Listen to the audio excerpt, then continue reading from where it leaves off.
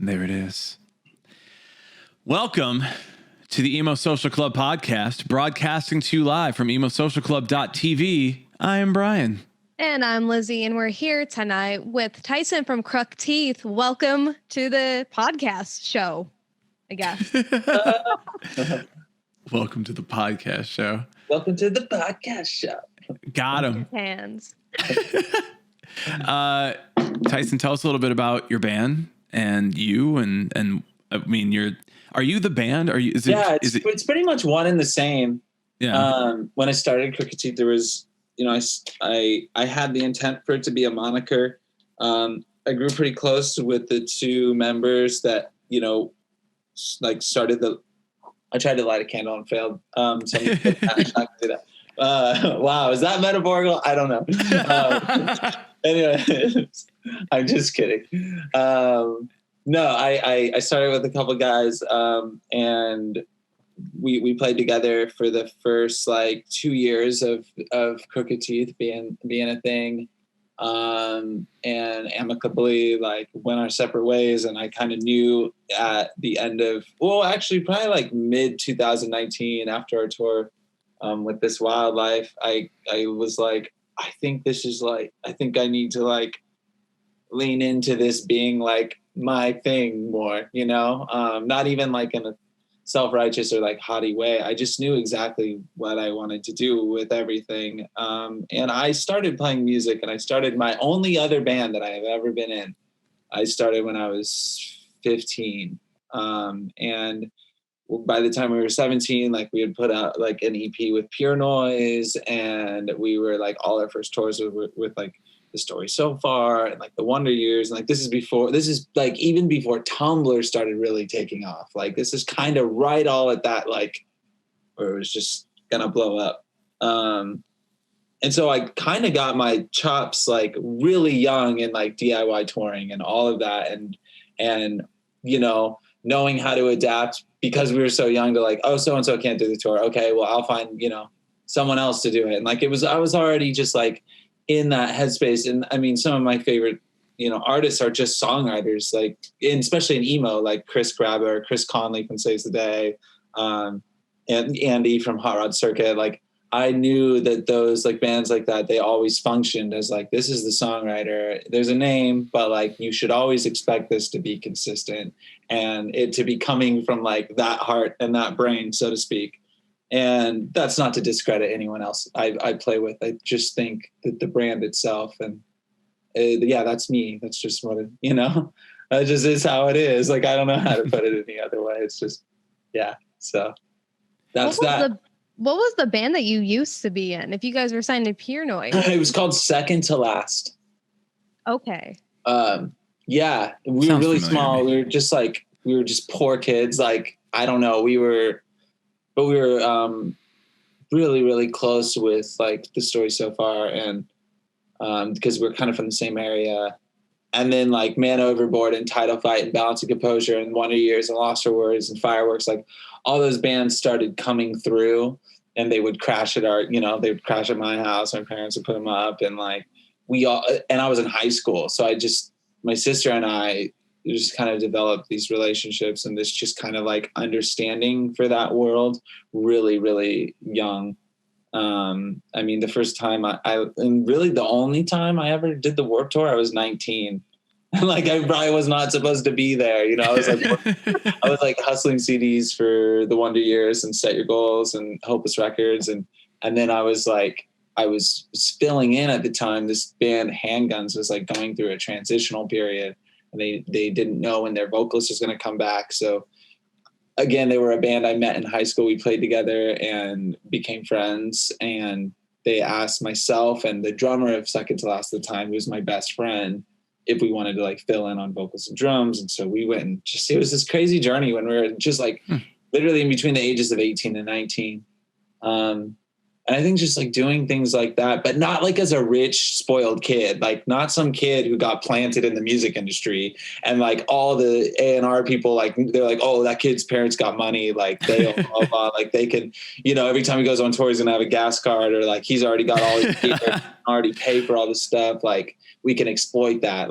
I wasn't really exploitable for a long time, and maybe still not. Like I'm not, and I know that. And so, yeah, so that's with Crooked Teeth. I've been a lot more, what's the word? Like methodical about everything. Like I know exactly where I want to be and what I want to do and how I want to go about it. And the people that I want to have around me to, help me get there. And like, it just be based on organic friendships, really.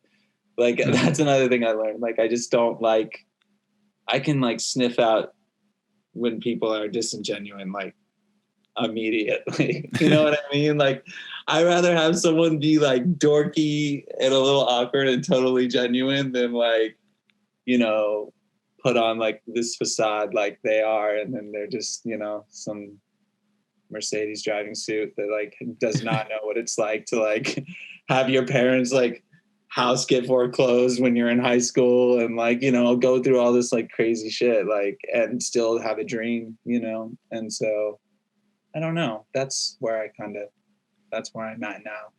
Yeah. Older and earlier bedtime. The early bedtime Less is acid. so important.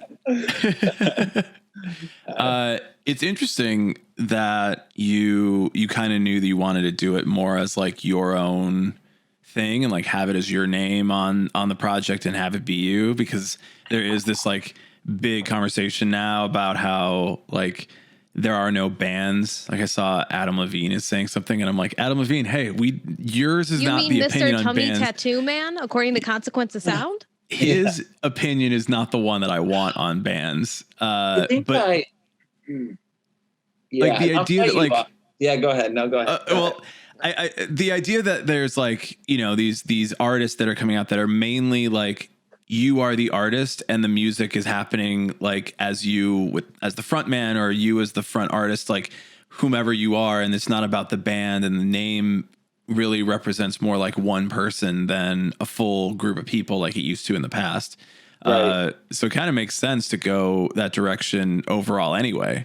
Like, I think that your process there was like basically coming to the place where like most people are going to be in the next few years. And it's crazy because like I started having those conversations in like late 2017 or probably like late 2018, early 2019 with the guys I was in the band with at the time. And honestly, at any point, and we had that conversation from the get-go, I was like, look, like if we're all putting in the same effort into anything, there's definitely a conversation to be had about like who the identity is. But like, if it's not, and I'm like busting my ass and like, blood, sweat and tears for writing songs just because I would be anyways. And like, I'm trying to pull 75% out of you. Like, I just like, I knew exactly what I wanted to do. And especially like sound wise, rock and alternative music has been so obviously evolving, like right in front of us this whole time. And fans, and I will also say like MGK made that kind of controversial statement about like, I did Warped Tour and all these bands were like up there in Nike Free. Dude, I've been saying that for so long. When I saw like all these like Tumblr bands start to get big, the beauty in Tumblr and like everything being just visually right there and everything being about aesthetic and like the mood, like pop punk became a meme because it's this like kind of jockish thing. It's been this like jockish, like boring fashion sense thing for the past like 15 years where there's been no like excited, like that was the coolest thing to me about being a kid loving the TRL era of our scene was it was so animated and bombastic and like, yeah, Fall Out Boy loved the Get Up Kids and Saves the Day and, Blink and, Green Day and all that shit. But they also loved like the theater of like Michael Jackson and like the huge sounds and stuff of all that. Same with Mike Hem. Like Mike Hem would not be able to sell out an arena tour in 5 minutes, in 2021, or 2020. It was supposed to be if they didn't like actually lean into something that was special. Like, and I think for so long, like the kind of pop punk, whatever, it got so boring and stagnant. Like we all know how to write songs like, or rewrite songs like Newfound Glory or Good Charlotte or Simple Plan, but like put your like really your own identity on it and like really bring something special to it. And I can't say that I've completely done that yet, but that is my goal. Like I have a lot of collaborations coming out this year that do not just, you know, specifically delve in the territory of pop punk, if at all. So that's something to me, like we've needed to break out of that box for a while, but I think it was something interesting that happened around like the Wonder Years fireworks, like the Property of Zach era, right? Where it was like Property of Zach is a name I haven't heard in a while. Exactly, right? Somehow I feel like there was this weird part of ethos to it all, to where like if you played into fashion or that level of like aesthetic creativity that like really builds, you know, something that's like special. And I think like, again, like bands from our scene that are gonna survive for another 10 years, A Day to Remember, Pierce the Veil, All Time Low, like they all had special things where people thought they were corny. They went through their periods where people were like, that's so lame. Like, but True. They were just haters and they didn't understand that like, yo, they're like trying to build their brand and like really do something special. And I think like that happened for All Time Low when they did Future Hearts, like when they had a #1 album and they started to really jump into this like new alternative sound. Like it obviously worked, you know, and now like they've had the biggest single, like alternative single in the country for how long and this late in their career. Yeah. So it all just tells like, I think a lot of bands that maybe for the last 10 years, like they were young kids like me when I started, and they've been fortunate to like build up these careers really fast and like get scooped up and exploited by, you know, labels and whatnot, like really quickly, and hopefully not spit out, but hopefully they learn to adapt to what's going on, because it's all about it's all coming back to being about identity again. TRL was all about identity to us. Like we wanted to know everything about Good Charlotte and Simple Plan and Fall Out Boy and All American Rejects, like, and the pop artists too, like the actual like pop sound artists, you know, like, and now I think because of TikTok, I really do think it's like, and think like avenues like Twitch and just like where these kids are, they want that too. They want to see themselves in artists, you know? And I think it's kind of hard. It's been hard for like the, like people, especially, I don't know how to say it. Like it's been harder for these bands in the past, like I would literally say 10 years of that era of the scene to grab like a household, like to pull people out of households, because I don't think there's been a lot of identity to a lot of it. Like I think the Wonder Years were really the first ones where I was like, yo, they're doing something really special. And I'll tell you what, every other band was shitting on them behind their backs. Like, oh, like they're like, you know, they're selling out. Like they're selling out. Like, shut up. Why are we still using, they know exactly what they want to do. Like, let them fucking do it and let them take this sound to the household. Like, let anyone who wants to get this sound into the household and make kids at 11, 12, 13 years old want to play guitar, or even at 25, like, let it happen however that's going to happen, you know, so long as it's not someone who's just like a piece of shit, you know? Of course. But that's my take. Hot take. No, I mean, I that's literally the take that I'm hearing from so many people. And I don't know if this is like a silo that I'm in, a silo we're in, of like, but breaking away from record labels, breaking away from needing like those kinds of resources and trying to make it more about the identity of the person. I also think it's a little bit of like breaking away from this idea you have to be on this global stage, and more of like a smaller community stage is much more what a lot of people are looking for. People see it as like, hey, I'm going to do this as long as I can, and I'm going to do this in the way I want to do it. And in that process, I'm going to get, you know, the people who love me, the people who want to be a part of this with me. And that's where it's going to go. And if it, you know, if it blows up and it's this huge thing, that'll be fantastic. If it's something I can only do in, you know, basements across the country or whatever, that's also pretty cool. So it's definitely changing in that way. And I think that, I mean, we're hearing it from literally everybody that we listen to. And those are the types of people who I feel have the right ideas for the future of like music, the future of bands, the future of rock music, our scene, all that kind of stuff. Yeah. It excites me when people are excited about rock music. Like, let me tell you, like, I get so, like, anytime I see like a young kid in like any band shirt, I'm just like, fuck yeah, that's so sick. Like, whatever He's the that coolest is, 10-year-old. keep doing that. Like, keep doing that. Yeah. So yeah, it's coming. It's doing its thing again for sure. Yeah. Are there still people in here? Did I scare everyone off? People are here. We'll say hi to Nina real quick. Hi, Nina. Do they say things? What do the people say? It's mostly just Nina saying, she said hi, and then Alice is saying fireworks. Shut up. Yeah. Yo, Fireworks Forever. Such a good band. You know, actually, it's so funny. In high school, I remember All I Have to Offer Is My Own Confusion came out. It was the first like Fireworks full length, but I had been really into Fireworks. I'm not to be that guy, but like I really did like them from their first EP, and I waited months for that to come in the mail from Run for Cover Records. So someone tell Jeff Casaza, if he's still there, that it took forever. And it was just a CD. It was just their first We Are Everywhere CD. And but I took what Fireworks did that was really cool about that first full length is that every song, like when you took the CD off the case, every song had like a 1 sentence like description, 1 or 2 sentence description of like what it was about.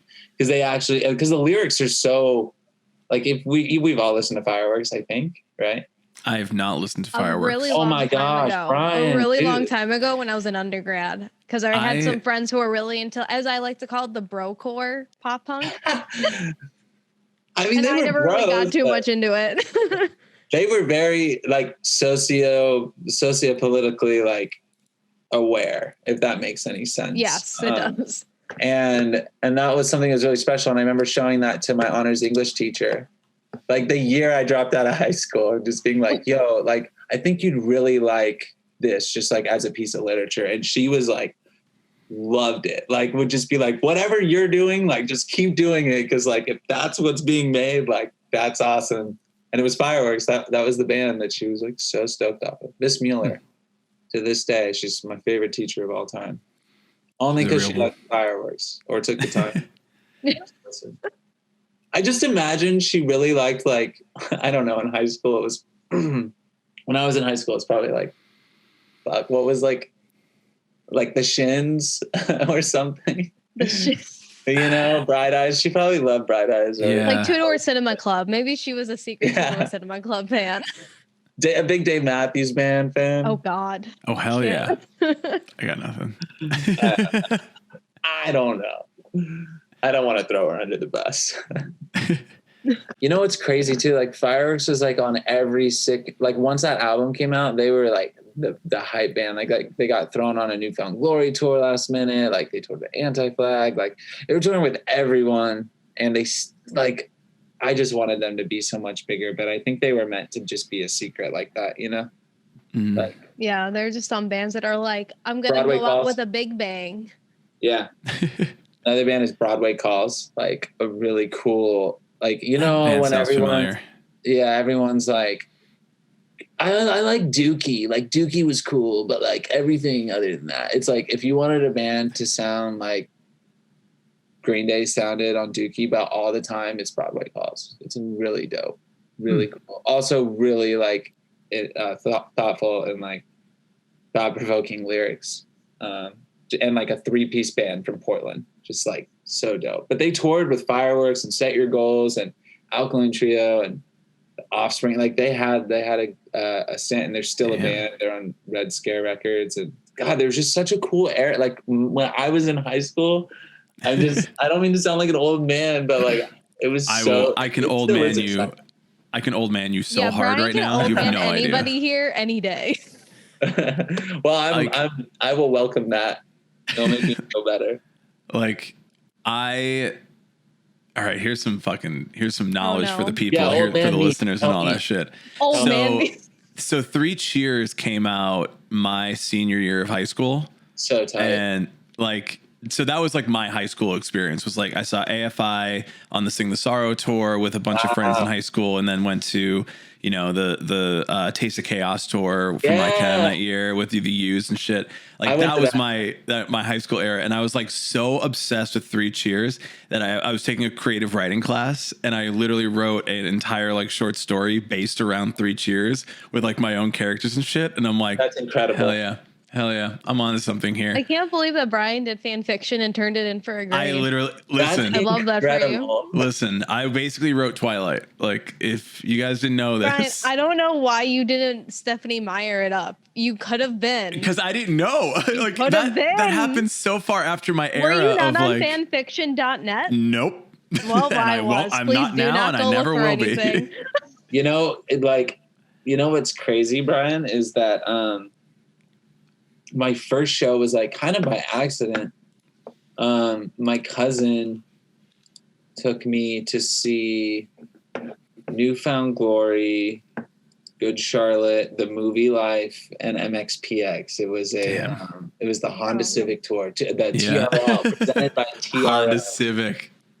And and it was like my first time, but I didn't like, I think I was like a year behind, like being allowed to listen to that kind of stuff. Like I don't think I really got like acclimated to MTV until I was like 12, because I could go over to like my, shithead friend's Connor's house, and like his, stepmom was just smoking cigarettes and would just let us watch TRL, and we would just like play Halo and watch TRL, and like, so that was like my first concert. And I remember not really, and then I went to a few other local ones. Like I remember saying cousin took me to see Fall Out Boy, Matchbook Romance, Mest, and Bayside, I want to say. And it was right around the time, it was Fall Out Boy's headliner for Take This to Your Grave.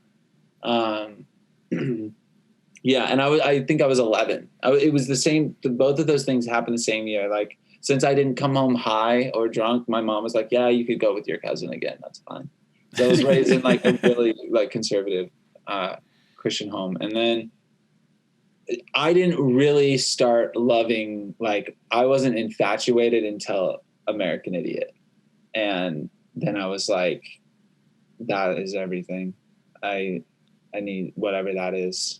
I want a big fat slice of it always. I need all of this. And, Likes of that. Yeah.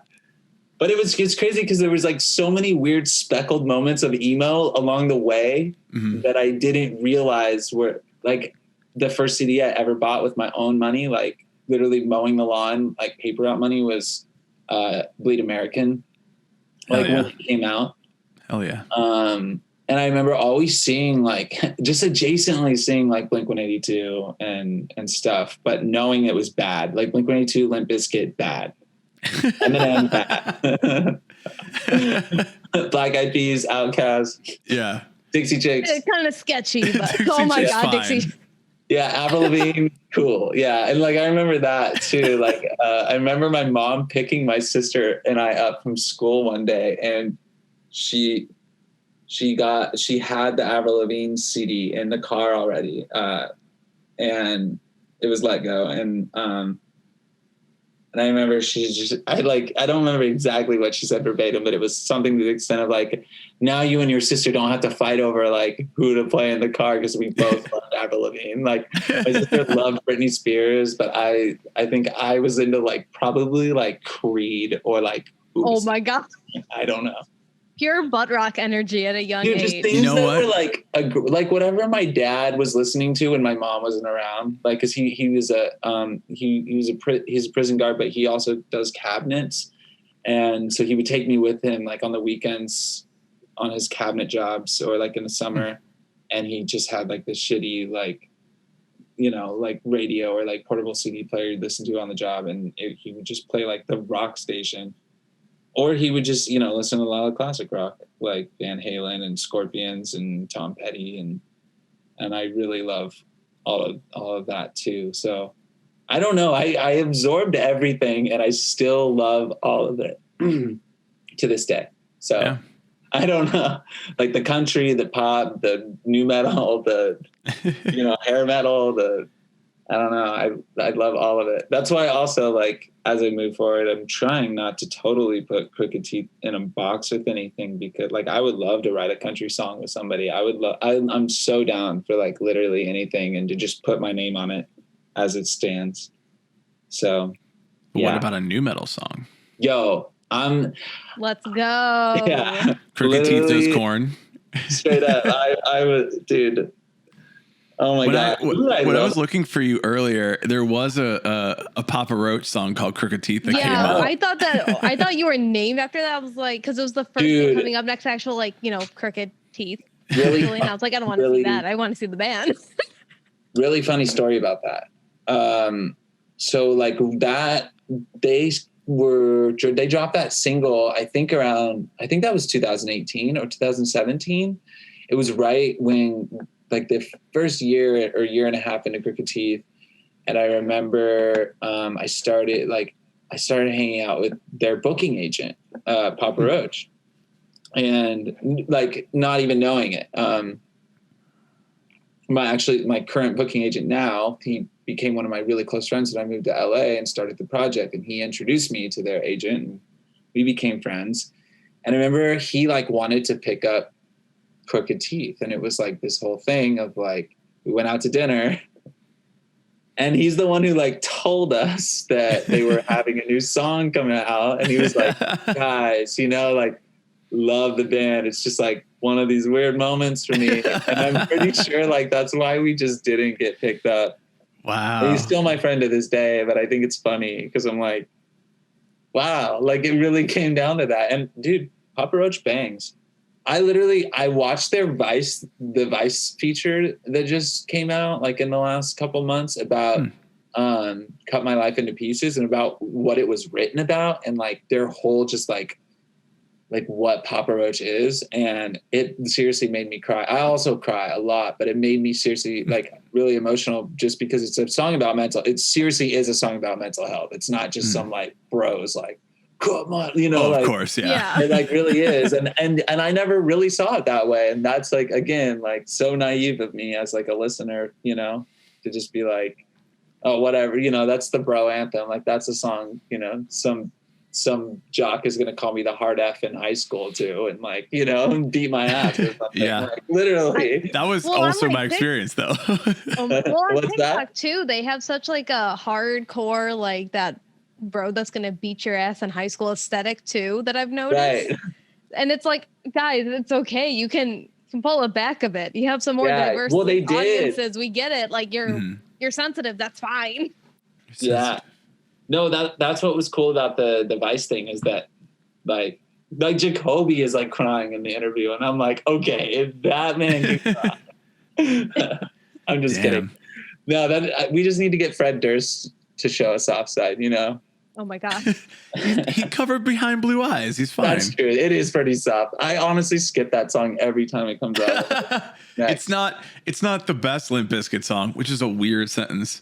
There are a lot of good Limp Bizkit songs. So with many the good. benefit of hindsight, there are also a lot of them that are not as strong as other songs. Well, I think that everything on Chocolate Starfish and Hot Dog Flavored Water is fan-fucking-tastic. How is that record that like the same as you're saying about like Eminem Bad is like Limp Bizkit? It's so bad. When I was in high school, it's like you can't listen to that. You can't like that. It's better than Significant Other though. Like, but it's crazy because like when I listen to Limp Bizkit, like I can immediately imagine the kid on my street who also listened to Limp Bizkit. And, like, oh my God. Who I was at that time not allowed to listen to Limp Bizkit. Like I could, and then now when I listen to Limp Bizkit, like I'm just as like a pretty soft guy. I'm just like, yo, like this shit goes so hard. Like, this goes so like in such like a pop way though. It's like, I don't know. No, I've never heard that. And I love like Linkin Park and, you know, other new metal bands, not like Deftones. I guess it's weird calling them new metal because they're like, Deftones is like just their own thing entirely. They were at the right time. That's all it is. Yeah. They're like the real ones, you know? The OGs. I would consider that like the big three. That like, is Slipknot new metal? I put it in the genre, but I know that they're just metal. Like that. I think they just came out at that time where nu metal was big, and they said, this isn't anything else. It's nu metal. They had the influences. They had the electronic influences. They did like DJ scratching on stage, which was like one of the big like genre defining characteristics of it. Yeah. And then they went on, I think they would just be considered like rock or metal now, but they evolved out of that in the same way like Linkin Park was nu metal at the time because it had rapping and singing, and then they're like, we're gonna do that, but we're gonna take our own path outside of that. So I think a lot of those bands grew, and then the only one I'd say like that still exists as nu metal would be like Korn. Yeah, Korn still goes hard. Yeah, it's like there's no one else is like, I want to be nu metal. There are bands that weren't nu metal that are like metalcore that are like, oh, I can do some of those riffs. Like I can make some hard fucking nu metal riffs. Dude, I don't know, dude. There's so many, and that's the thing about like Limp Bizkit too. It's like there's so many hard riffs in like such subtle ways where I'm just like, damn, like I don't know. It's just the way it's the production and the way it's arranged. I love it. But it's just funny because like it's shit I was not allowed. When I think of Limp Bizkit, I also am nu metal. I think of like my just like shitty uncle, like who has a Godsmack tattoo. Like, oh my God. You know? Yeah. My family would like. Brian, do you two have an uncle with a shitty Godsmack tattoo? No, luckily, no Godsmack tattoos in my family. I did get a tattoo at a tattoo parlor right after a man who got a Godsmack tattoo. Whoa! So it's like I literally was watching an uncle receive it, and then I go, "Okay, so you're gonna do mine now?" He's like, "You're not getting that, are you?" And I'm like, "No." He's like, "Dude, I do like 13 Godsmack tattoos a week. It's insane." Excuse me? He literally was like, I do. So I asked him like, how many, like, do you get a lot of people coming in here for Godsmack tattoos? He's like, yeah, we do. Godsmack tattoos. Just for Godsmack, literally just the Godsmack logo. It's probably like the same. Anyone goes in to get like, you know, a Descendants logo. They're just like, yeah, this one again. They're probably like, this is the live, laugh, love, and infinity symbol for metal fans. Yeah.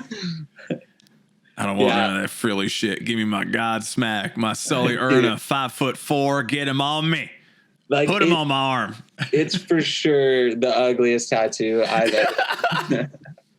I want to say it's just like whatever their logo is, but really what it looks like is like when you were in grade school and they were teaching you about like the core, like the earth and like the cores. And so they had you use Play-Doh to do it. Like that's the version that's on it. I'm sorry. Child's Play-Doh planet. I'm like, yo, that's a really cool Play-Doh tattoo. He's like, a fucking Godsmack tattoo. So if anybody wants to piss off some probably boomer, older Gen Xer at a tattoo shop and you see them getting a godforsaken Godsmack tattoo, you're like, hey, is that Play-Doh? We're losing viewers here. It's Godsmack. I'm like, listen, did we just lose viewers because of Godsmack? Fine. I can't imagine anybody here being so unheard over Godsmack. But there could be somebody who's like listening to the podcast, enjoying the shit out of it, and then all of a sudden we start talking about this, and they're just look at themselves in the mirror, their shoulder reflection because they don't have any sleeves on their shirt, and they're just like, oh god damn it, Sulla Erna, they're talking trash about you on the podcast. It's such a niche problem to have. It's such a niche dilemma. It's a niche problem that like there are enough people out there who might actually experience it. Maybe like out of these, I hope like one in every however many people are left in this chat room, like they're the one. You know what I mean? They're the one Godsmack fan. Yeah. My one of my aunties actually, because I was at my great grandma's house and she had like music choice, so I put on Linkin Park's "Given Up" because it was like my fave when I was like 12 years old. So concerning, but it's fine. But my auntie came in and she was like, what are you listening to? Is this Godsmack? I was like, who the fuck is that? I was like, this is Linkin Park. Hold on. Tasman's unsubbing. Hold on. I'm going to do something right now. How much longer do we have on here? We have plenty of time. Yeah, we have all the time. We own this stream. Okay, you guys, I hope he picks up, but I need you to hear this story firsthand. Okay. I might not ever do something like himself. This. Hold on. It's only because he. Let's see. Tell me you're calling Sully Erna. I'm calling Jamie Costa. Okay. Talking about new metal. Damn it! It's my best friend Danny. He's not picking up. Call Godsmack in the chat. Oh, Danny. I'm on Twitch right now, but I need you to tell that story about your cousin's wedding and the song that they were playing. Oh, wait. Can you guys hear this? Dude. Yeah, you can put him up to the screen. We can see him if that's okay with him. This is my friend Danny. Hi, Danny. Hey. Do you remember the song name? It's System of a Down, is it not? Ooh. Yes, it's System of a Down, but I can't. Oh, I don't know how I feel when I'm around you. So my cousin, my family's pretty white trash. Anyway, we're at this backyard wedding, and it's all during COVID. It's all dirt. There's no grass. It's just a dirt wedding, right? And then my cousin gets up. He's like, "I'm not really good with words, so I'm just gonna do this song." And I love my cousin to death. He's so fucking sweet. And he gets up there. His friend gets up there with a guitar. He starts butchering. I don't know how. If someone can look up the song, I'll remember how it goes. But anyway, the lyrics are like, "I don't know how I feel when I'm around you." It's a System of a Down song. What? Yeah, it's an acoustic song. So we were just talking about new metal. At a wedding? New metal band. So that's a new metal moment. My family is a new metal family. They love Tool. They love System. Are they also ICP? Those bands, though. All right, thanks, dude. That's all I needed. Later. Yeah. All right, later, day. Oh my God. New metal Dirt moment. Road COVID wedding. A System of a Down. System of a Down, acoustically butchered. Okay, but also what he didn't tell you was that wedding was also, there was a bong bar. A bong like bar? A dab bar or like a weed bar. So like everyone comes, This equipped. is so chaotic. This sounds like an ICP wedding. The song is called Roulette. The Basically. song is called Roulette by System of a Down. Oh my God. Dude, So honestly, this gives me the energy of like True Life. I'm getting married, and it was like this one ICP like juggalo couple, and it was like, this sounds like what it was. This 100% sounds like to me what it would have been. I've said it like every time I think about this story, and like I've said it to our friend group, I'm like, dude, we need to write this like it needs to be like a Judd Apatow bit or like a Letterkenny bit. Like it's too real. But then like I find out like how prevalent Godsmack tattoos are. mm-hmm. Then I start to just think about so many things in our society that are wrong. And I'm like, that really escalates quickly. I'm like, it all comes down. It all just, like it coalesces somewhere. It all makes sense. The title's gonna have something about Godsmack. And then we're gonna have Mr. Godsmack get a hold of us and be upset. Mr. Godsmack. Who is Mr. Godsmack? Put respect on his name. His name is Sully Erna. He is 4 foot, 5'4". He is best friends with Chris Angel, the mind freak. Oh God. See? Is he gonna come into magic tricks at least? Chris Angel is friends with everyone in nu metal. That is just basic fact. But okay, Brian, that checks out though. Like, just think about it. Like, it all checks out that Chris Angel, the mind freak, is friends with everyone in nu metal. Because like, everyone in nu metal, as in some way, adjacently or directly, contributed to the downfall of America and the Sturgis biker rally. Oh my God. Okay. Oh my God. It all comes back around. The escalations. Like where is InfoWars when you need them? You know? No. Nu metal InfoWars. They don't talk I'm not about having this. Alex Jones on this podcast. Yeah, we are way more fun. You won't find this in any mainstream media. Jonathan Davis of Korn. out there. My dad was riding the listening tasty to riffs. some Joe Rogan episode last night, and it had Alex Jones on it, and he was talking about the Bohemian Grove thing up in like California. Thing. It is a real thing. I went down a rabbit hole in the last 2 weeks on podcasts about it, and it's fucking insane. Yeah, I have a book about it. What is this? Somewhere. So it's like a secret society of politicians and like, okay, go ahead. Super rich people. It's like super rich people and like predominantly like Republican people are in it for like political, and it's all dudes. Like it's all dudes only. And it was like even like the staff were all dudes, and it got to be such a problem that when the Equality Act, what happened is like in the 50s, 60s, they got taken to court because they wouldn't hire women. And then they had to hire women, but then they had to like leave the premises and everybody has to sign like, you know, NDAs basically. And like they have like these weird, crazy like sacrifice ceremonies, and it gets like, and they have like weird like there's an owl.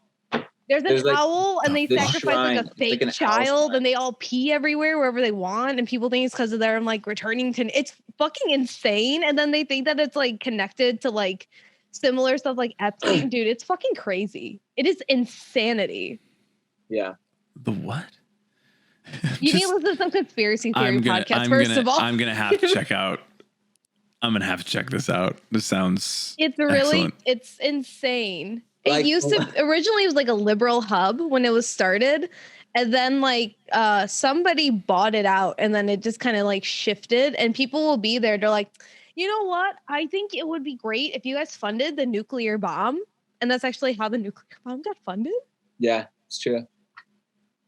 You know, it's crazy. Like, what do you think QAnon would think of this? You know? Oh my God. I'm pretty sure they know. That would just fry their brains. Yeah. Like they thought Pizzagate was bad. Yeah. Oh God. They thought that it was all Hillary. They thought it was all Hillary. No. You know, everybody else. They thought the emails were unmitigated. The emails. Wait till you hear about this. I feel like we should mention that you have a song coming out, but now I'm kind of like, let's just ride this thought out. So the new song that you have coming out is a real banger. Is there a reason that you're only releasing it after being funded by the Bohemian Grove people? I'm going to start like random conspiracy theories here on the podcast. But no, you have a new song coming out. What's that? You have a new song coming out. As we're recording this on Thursday the 4th, it comes out the 5th. So if you're listening to this on Monday, it's already out. Okay, well, I can't talk to them on an interview right now. Hi. I don't know. Anyways, yeah, new song coming out. That was really distracting. I'm sorry. It's all good. New song coming out literally in a matter of hours on the West Coast, like two and a half hours. And I'm really excited. Yeah, it's kind of like a whole new era of just like everything we were talking about. It kind of sets all of that off. Like I feel like I'm opening the box and climbing out completely and just like seeing where this takes me. And I don't know. I'm really excited. Like, and there's so many more to come, but this one is really special. And I wrote it I wrote it by myself, like in my room, but around that time I had started talking to Alan from 4 Years Strong, just about like writing music and whatnot. And so he did a lot of like the production on it. We did it all remote. So it's, it was literally like, you know, I wrote it in my room. And then Alan did everything in Worcester, Massachusetts, where, you know, at his house. And so it features my friend Celeste, AKA Talker. She's got a similar operation to Crooked Teeth. You know, it's like a moniker. Yeah. And so we did, and she just recorded her vocals at home. I did mine, and we sent it to our friend Courtney Ballard to mix. And like everyone, we just worked from home on it, which I think was really a testament to the pandemic. Yeah. Like, and it's crazy though, because I wrote it in probably like May, and then we didn't even start working on it like formally until July, and it didn't get totally wrapped up until I want to say like October. So it took a while. But it also is a testament to like, I think it was really weird at the beginning of the pandemic of like not really knowing where like creativity was going to continue to take us with everything. You know what I mean? Mm-hmm. And I think there was, and especially with the civil unrest and everything else that was going on, it was just like really hard to stay focused on selfish creation, if that makes any sense. Oh, totally. Yeah. So that's the first thing that was created in the midst of all of that. And I don't know, it's exciting that it's finally going to get shared and digested and loved and maybe even hated a little bit too. Hey, when you get the hate though, that's also a compliment, because you get so many other people happy, but there's that one person who's like, this does not sound like Godsmack. I swear to God. This does not inspire me to get a Godsmack tattoo, because it's not Godsmack. Your next like t-shirt or something just needs to be like your name inside of the Godsmack logo, like in the font and everything. It just needs to be. I don't think there's enough crossover, Brian. I feel like there is one or two. Brian is gonna make a crossover. Yeah, it's literally it's my uncle and the dude that walked out before you got your tattoo. It's those two people, and they're like, I like both these bands. Both right up my alley. Yeah, but I'm excited. Thanks for asking. Yeah. Thanks for asking. I'm always interested in like the people who've been writing during this period, because like, I mean, Lizzie and I have been heads down on this podcast for the entire time. Yeah. And I feel like we've had the opportunity to really like just spend more time on it, I guess, like building it into something, like figuring out like, oh, we really enjoy doing this. We want to make it into something. But like for a band who is writing, or a musician who's writing and sitting at home and like having to work on inspiration, you know, I've been curious about how people are doing that and how like you stay motivated and how you like get inspired by different things. I feel like we've had like 100 quarantine records of varying qualities, but a lot of them are just like, COVID's crazy, huh? And it's like, yeah, stop. I don't want to hear more about this shit that I currently can't stop hearing about. Yeah. Where did like your inspiration come from? How did you get more inspired? Honestly, like, I think it's just necessity. Like I can't like, there was like periods where I think like weeks go by where I just like, and I was in, well, let me also say that like when quarantine started, like I had planned, I was going to be like working on tours, or I was going to be on tour. Like there was still stuff developing in the pipeline. So like when it happened, like I didn't have, like my living situation was fucked, because I was set up in a position, like I had set myself up to under the, you know, pretense that like, you're going to be gone all these times. So like, you know, where you can stay in between. And, and that's how I was planning to save money and prepare for this next chapter of Crooked Teeth. Not knowing, you know, that weeks away, it was going to, you know, like the thought of touring and all that was just going to be totally out the window. And so it was really weird, because I truthfully, you know, and I don't really mind to be like vulnerable or anything, but like I had to just like go crash on my dad's couch. And I have 3 stepsisters, you know, who live there, all have a room, and like everyone's on a different schedule, but also like school is out. So any one of my, you know, I had a sister in like community college, and then I had my youngest stepsister, she's in high school, like freshman year.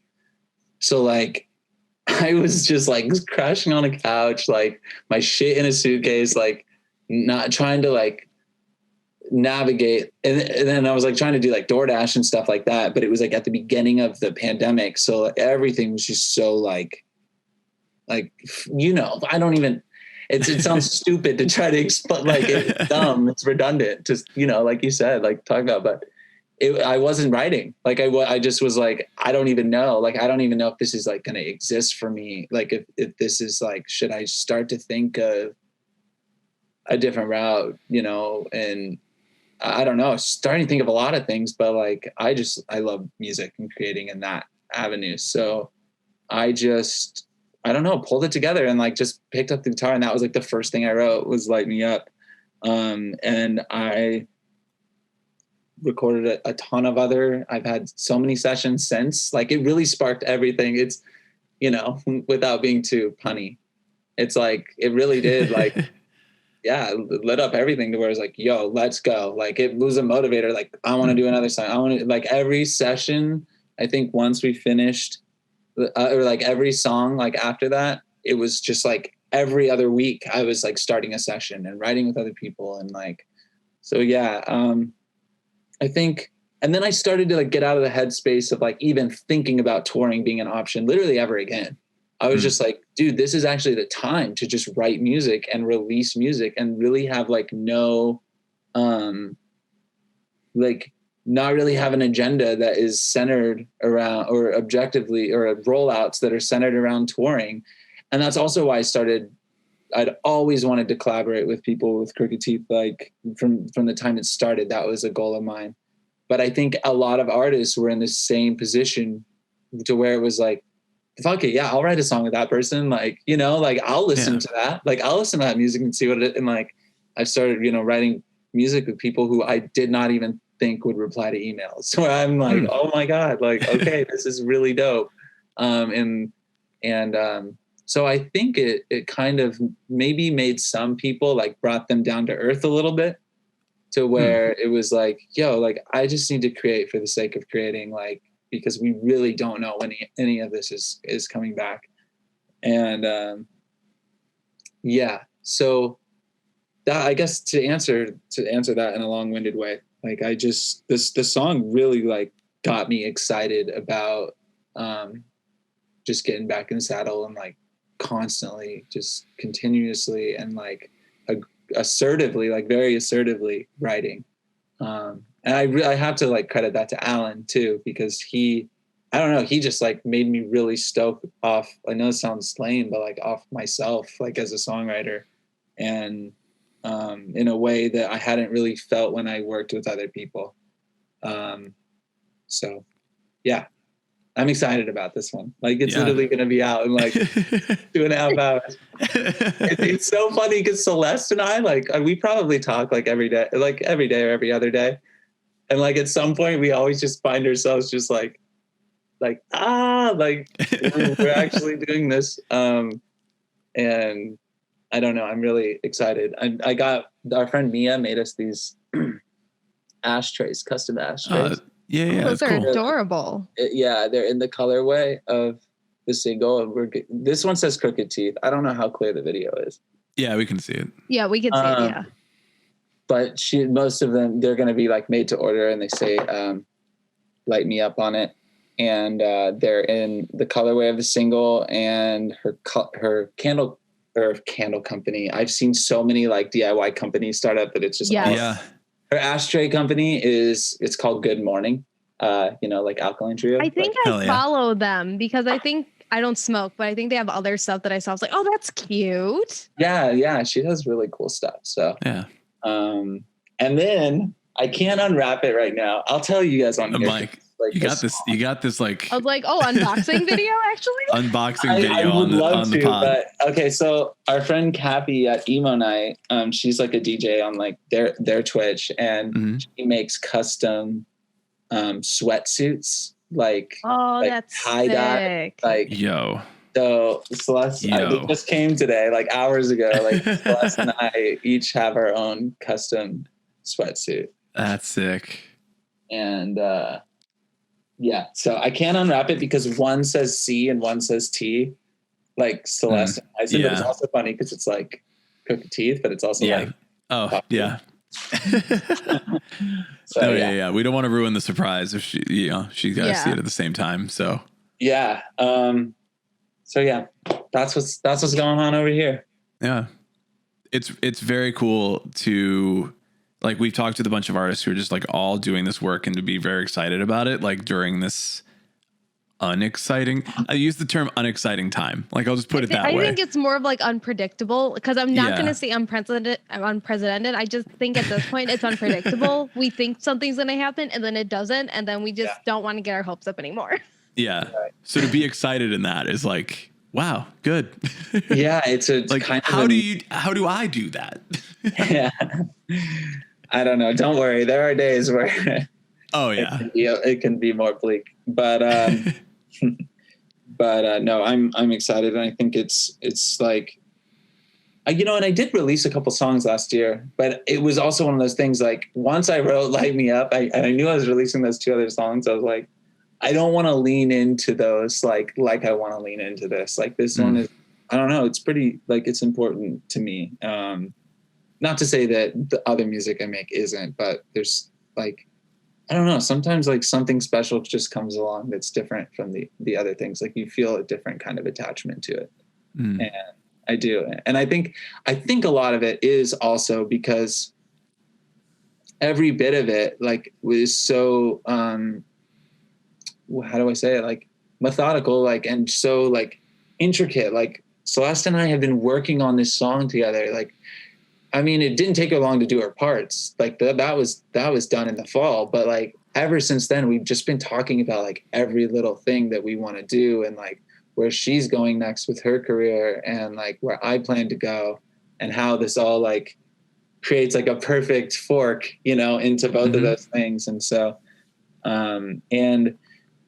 it's always special to me. Like, I just genuinely loved her music, and I knew that, like, I'm pretty, like, undiscovered, but she was smaller than me even, and my friends had started working with her, and I just, like, I'm always listening to music. And so when they posted about it, I was like, oh my God, like, I love this. Like, I love, like, Liz Phair and Paramore and Hole, and she's, like, all 3 of those, and she just has such a cool, like, her voice carries so much, like, power, but also, like, it can be delicate, but it can also just be rocking. Like, it's just, and that was all within one EP of hers. I felt that way. And I was like, we have to do a song together. Like, I don't want to sit and try to reach for all these people that might not ever message me back. Well, she might, she could have never messaged me back, but she did. And I was super fortunate. And so, in conclusion, special song.